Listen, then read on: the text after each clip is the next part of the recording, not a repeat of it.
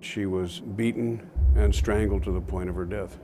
An innocent woman to be brutally shot down with an AK-47, an automatic rifle. Bullet shells everywhere around. I saw the big puddle of blood right there down the block from where I lived.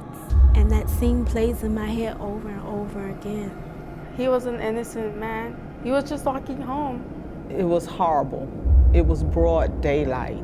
This was evil. This was done in cold blood. Because every bone in his face was broken. 71-year-old man, you ought to be ashamed of yourself. He had no defense for the way that you murdered him. And I'll never forget the screams I heard. I just dropped to my knees. The worst day of my life. I didn't want to hear anything. I was not prepared for Jonathan's death. It changed all of our lives. My family has never been the same. You never heal from this. You don't. The healing process never happens. The suffering is still there. It is torture every second of every single day. Deal with a lot of pain. You crave death because you want to get out of here, you know? There's a permanent void. You don't move on. They're making an innocent family suffer. He left 3 girls behind and a wife that really, really did love him.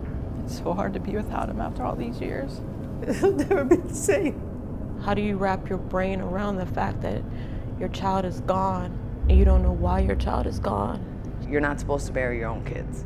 You know, truthfully, I don't feel that they should be free on the streets and be able to live a life when my brother's 6 feet in the ground. I mean, I would give my whole life to have him back. But since we can't have him back, all we ask for is justice. I don't think you want to know my term of justice.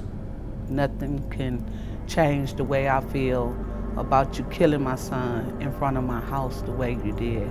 There is a person out there that is enjoying their life and their families, and we are not. How do you murder somebody and keep going? How do you look at your mother in the face, your children, knowing what you've done? Who took my son? Who decided he shouldn't live anymore? I refuse to move on because I feel like that person can do it again and again and again. Whoever did this, they're not worthy to be among us, and it can happen to you.